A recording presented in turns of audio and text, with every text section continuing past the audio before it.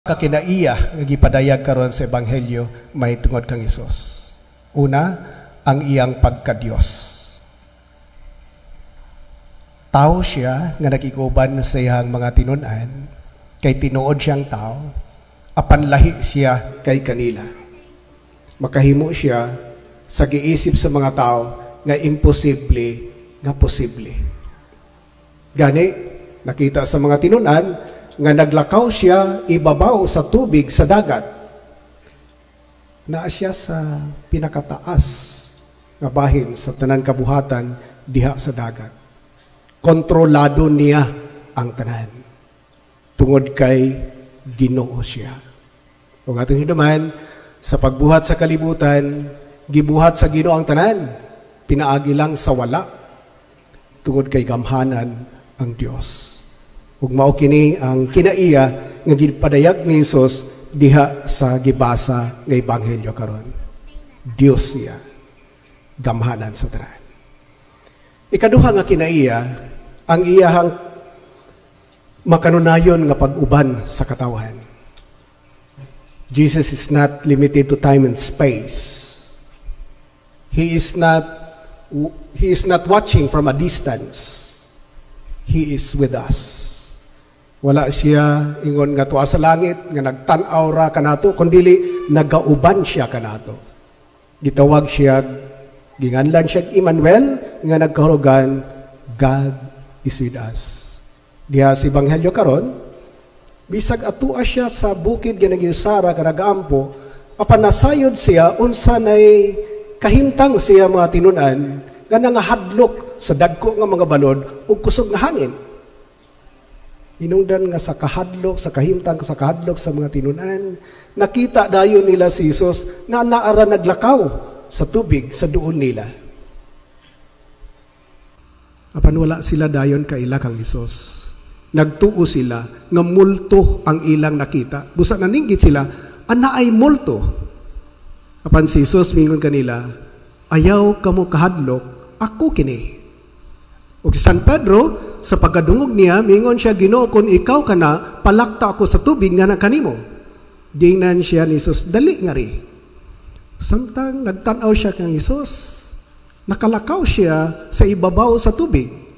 Kapan sa dihang ang iyang unahunag attention, ana-ana sa kusog nga hangin, dagkong balod, hinay-hinay siya nga naunlod. Kamisinggit siya, Ginoo luwas sa ako.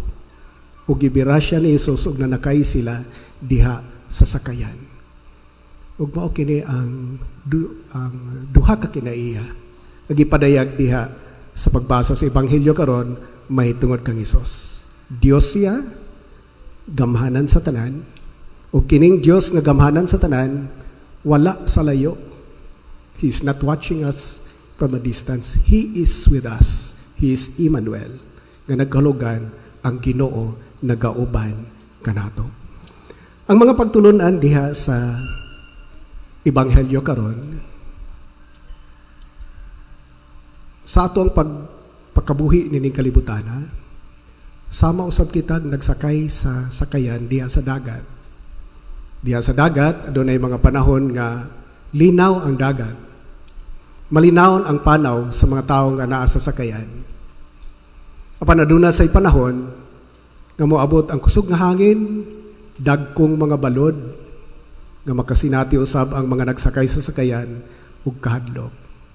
Diha sa usab sa ato ang pagkinabuhi ning kalibutana, adunay say mga panahon nga hayahay lang ang atong kinabuhi. Sama sa sakayan nga naa sa dagat. Walay mga problema, walay mga kalasdanan, walay mga pagsulay, walay mga pagantos. Apan dili magpermanente ang kahimtang sa atong kinabuhi. Aduna gayoy mga panahon nga kita usab makasinati og mga kusog nga hangin, dagkong balod sa mga kalistanan, mga problema, mga pag-antos, mga pagsakripisyo diya sa kinabuhi. Ang uban tungod sa kawadon, nagkulang na sa panalapi, nagkalisod-lisod na diya sa panginabuhi. Ang uban naa sa kahimtang sa lawas tungod kay nagkasakit-sakit. Namurag na unlod na ang pagbati. tungod sa sakit. Ang uban kay namatyan og kauban sa pamilya, mahal sa kinabuhi nga murag daghan na nawad-an sa paglaom. Ug ang uban usab diha sa relasyon nga murag nagkaunlod. Diha man sa kauban sa pamilya, kauban sa trabaho, kauban sa pagpagalagad diha sa simbahan. Adunay mga panahon nga makasinati usab kitag kusog nga hangin dagkong balod diha sa mga pagsulay, mga kalisdanan, mga problema, mga pagantos. Atong hinumduman ang nahitabo kang San Pedro. Samtang ang iyang mga mata nakatutok pa sa atong Ginoong Hesukristo, nakalakaw siya ibabaw sa tubig sa dagat. Apan sa dihang ang iyang nahuna, ang iyang atensyon, nabalhin dito na sa balod, ug kusog kayong mga hangin, hinay-hinay siya nga naunlod. Ug ang pagtulon anini, kung doon na may mga dagko kayong mga kalisdanan, mga problema, nga murag nagbalod, kusog kayo nga mga hangin sa mga pagsulay, mga pagsakripisyo, dili nato ibulag ang atong mga mata ug ang atong atensyon ngadto sa atong Ginoo. Anaalang sa Ginoo ang atong kaluwasan. Apan lang, dili kalimod, nga dunay mga tao nga panahon sa mga problema, mga kalisdanan, inay nga mo dangop sa atong Ginoo, lahi na ang gipangita nga kadangpan. Ang uban, mo inom ta free. Aron wala problema. Mag-inom ta. Ang uban nga mga laki, mangbay. Ang uban nga babae, manglaki. Kaya aron makalimot sa problema, apan mawala ang problema. Kung makalimot kita sa Ginoo, panahon sa mga dagkong pagsulay, disgrasya ang mahitabo. Tungod kay ang grasya, anaalang sa atong Ginoo. Busa gipahinumduman kita, diha sa kasinatian ni Pedro. Dili gayon na to ibulag ang atong nahuna, ang atong mga mata, atong atensyon, ngadto sa atong Ginoo. Ug kung ugaling nahitabo man nga naunlod gayud kita sa mga pagsulay, mga problema, mga kalisdanan, mga pag-anto sa atong kinabuhi, sundon usab nato ang gibuhat ni San Pedro nga miingon, Ginoo, luwasa ako. Ginoo, luwasa ako. Wala kita ilain nga kadangpan. Tungod kay anaa ang Ginoo ang atong kaluwasan. Ug ang pinakanindot nga bahin sa ebanghelyo karon, mao ang higayon nga si Jesus misakay sa sakayan. Sila ni Pedro na nakay sa sakayan. Sa dihang si Jesus naa na sakayan uban siya mga tinunan, hinay-hinay nga milurang ang hangin. Nagmalinawon sila. Nawala na ang ilang kahadlok ug nagmalipayon sila.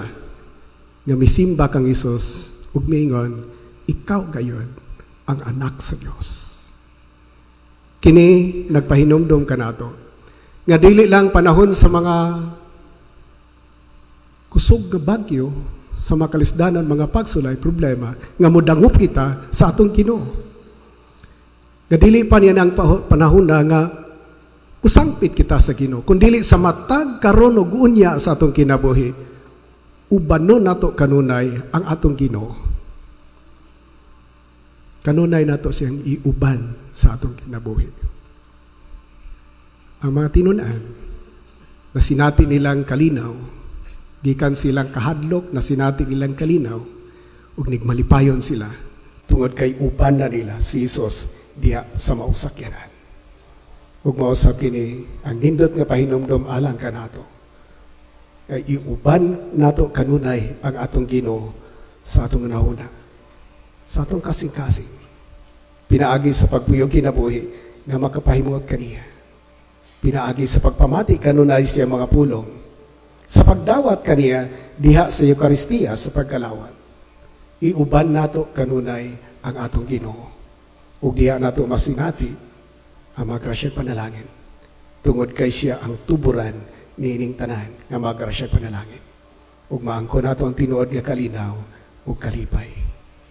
Usa makaigsunan sa atong pagpadayon sa pagsaulog ng Santos nga Misa, apil nato gayon sa atong mga pagampo, uban sa atong mga pagampo, nga unta dili kita mahimulag sa Ginoo. Dinhiman sa yuta, maingon man sa langit. Mao kini atong pag-ampog pangandoy alang sa atong kaugalingong kinabuhi nga mahiusa kita sa atong Ginoo dito sa gingarian sa langit. Busa, apil sa itong mga pagampo karon ni Santos nga misa, nga dili gayod kita mahimulag sa Ginoo, di man sa yuta, maingon man sa langit. Hinaot pa.